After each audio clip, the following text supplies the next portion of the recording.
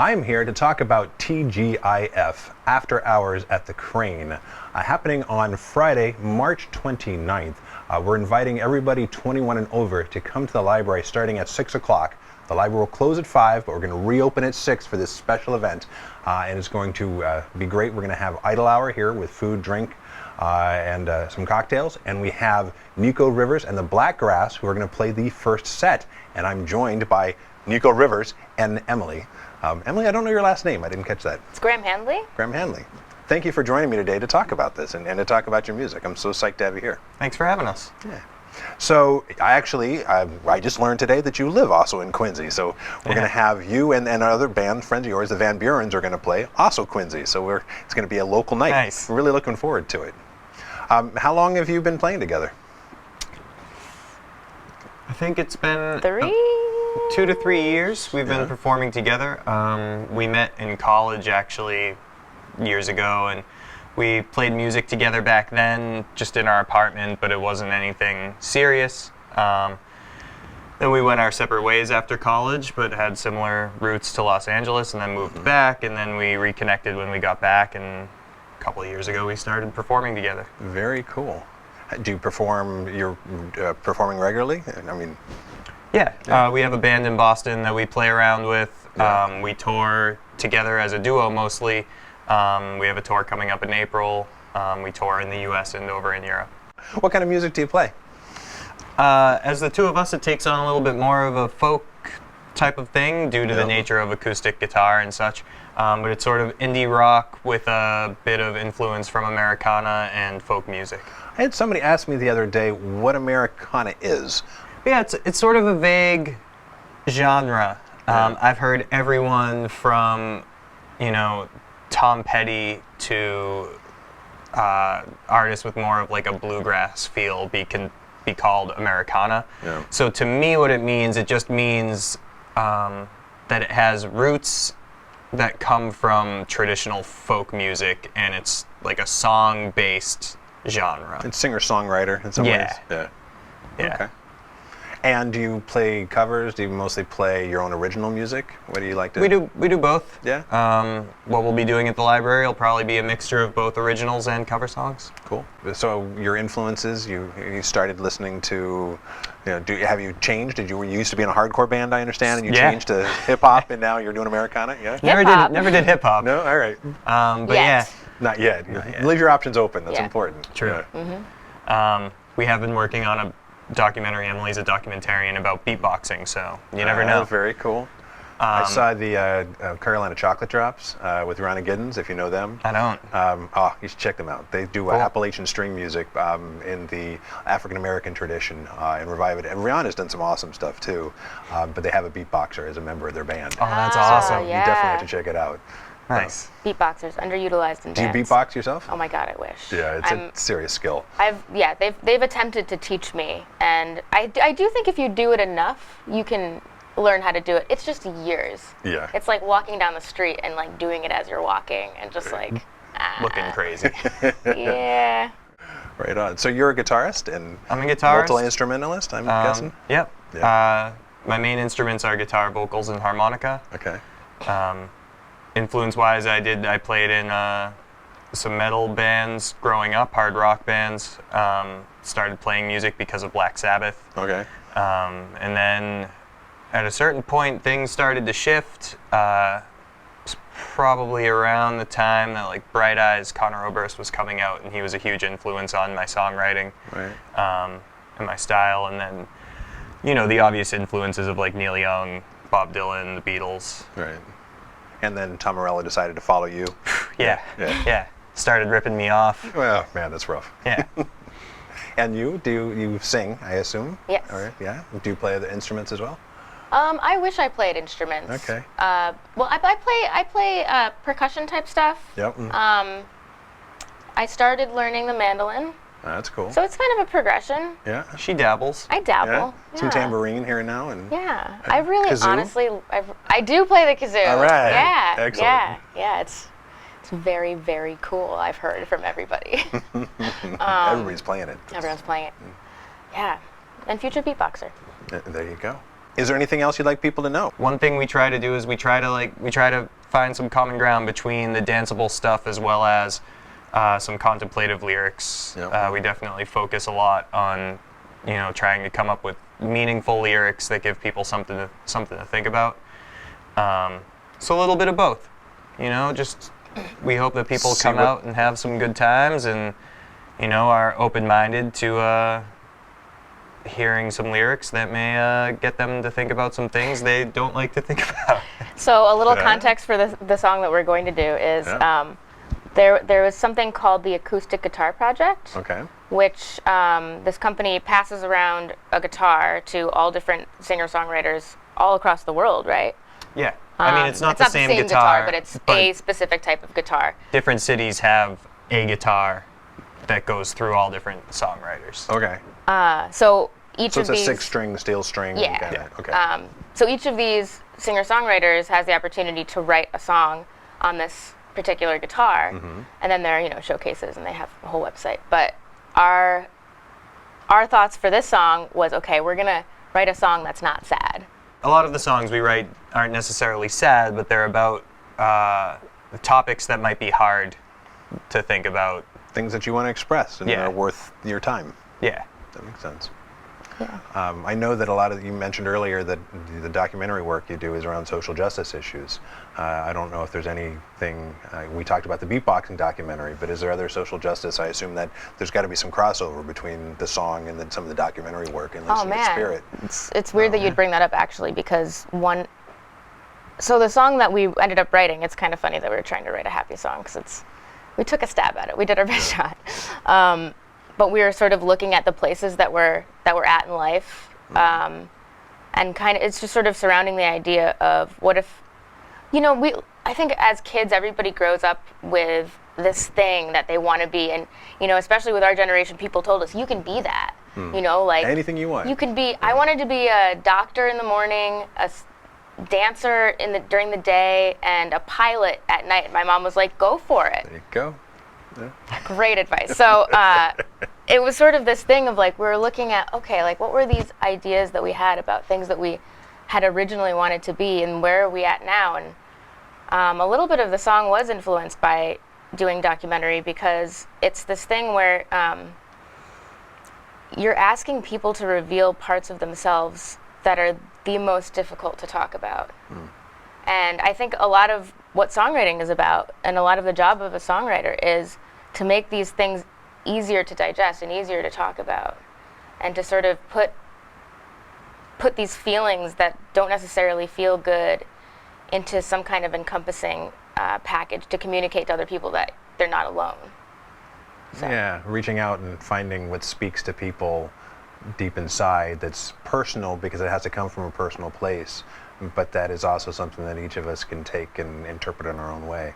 Yeah. That's the kind of art that resonates throughout time. So it's hard to do, I'm sure.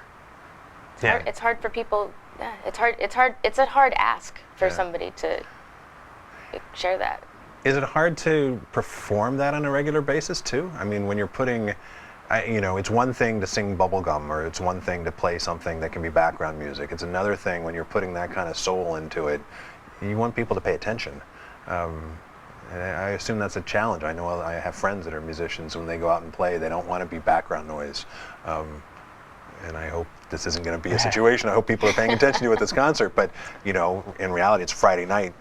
People are coming from all sorts of different spaces. We're trying to reach them and build community around it. And that's why I'm super excited that you're coming, because as we build community, we want to build that intentional community where people are reaching out, are talking about the issues that matter to us, and are resonating on as deep a level as people are comfortable sharing. How do you handle that though yourself? To dip into these songs, that a lot of the songs come from a difficult place, sort of like the feeling of like watching a sad movie, like it sort of feels good. It's the blues. Yeah. You can feel it and touch it and then come away feeling refreshed because it resonated in a real way. Yeah, the hardest part for me is dipping into it to do the writing. Like I went recently to a cabin in Westport and spent 3 nights there, and just focused on writing new material. And then I came back and got back to our apartment, and like the first day I was back at our apartment, I was going through this emotional adjustment of I just spent 3 days like digging into my soul for the things that I like feel are worth writing about, and then to adjust back into the real world is a little tricky. The He culture wrote a shock. great song. Yeah? I really like it. Is that what you're going to play today? No. No. So people have That's to a come out secret. on the 29th, perhaps, and you'll share it with us then, Ah. if it so moves you. Uh-oh. If Yeah. you're lucky. Gotta No get it ready. pressure. It'll No be ready. pressure. Yeah? It'll be ready. Right on. Well, I'm super excited. Thank you so much for coming Thanks, and we talking are to too. me, and I can't wait for your performance today and for the 29th. Awesome. Thanks for having Thank us. you. Please come out and celebrate TGIF After Hours at the Crane with us here at the library on Friday, March 29th. We'll open the doors at 6 o'clock, and we'll have Nico Rivers and Blackgrass with Nico Rivers and Emily Graham Handley performing the first set. I'm so excited, and I look forward to seeing you there.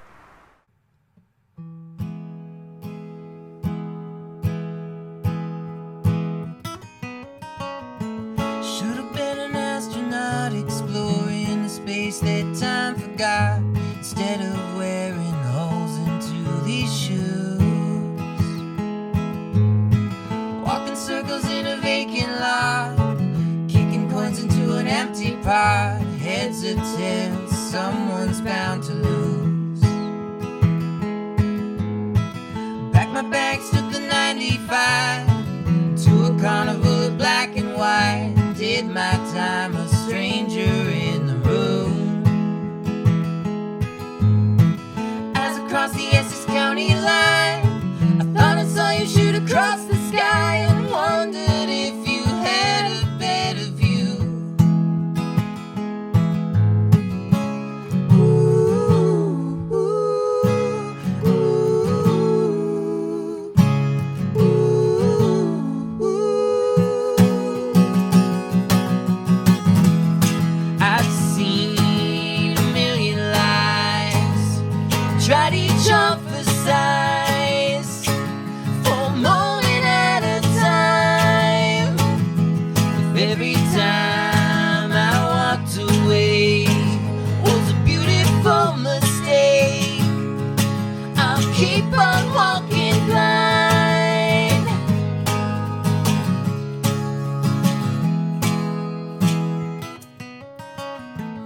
Should've studied medicine, learn how to reach inside your skin, figure out your heart from the inside. Now I'm standing in a vacant hall, stethoscope pressed against the wall. Hold my breath and hope for signs of light.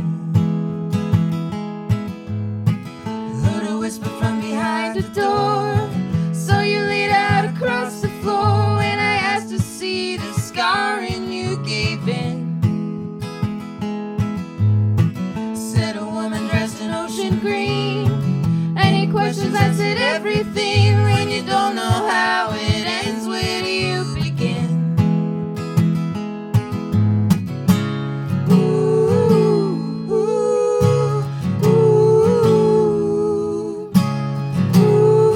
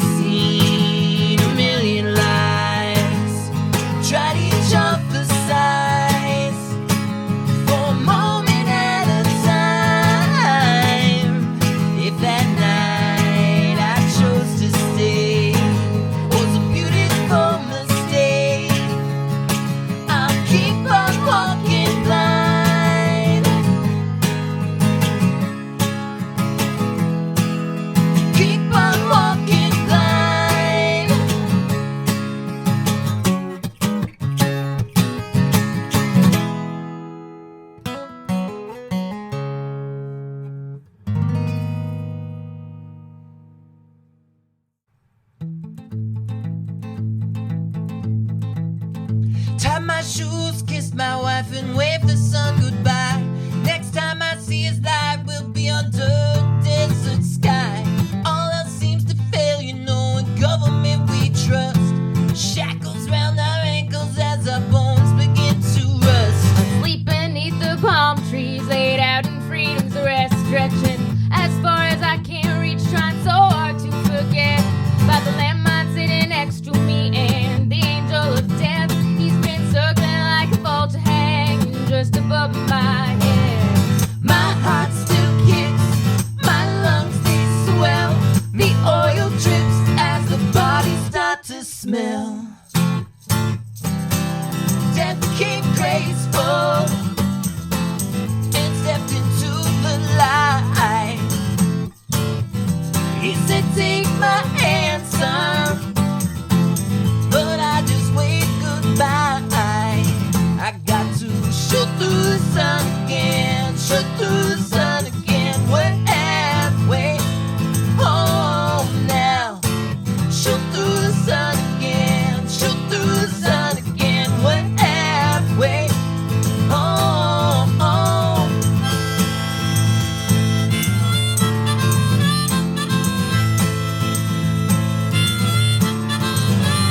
Turned 21 on Tuesday and I took 15 shots of sand. Dried out my mouth so I couldn't speak, but it wasn't hard to stand.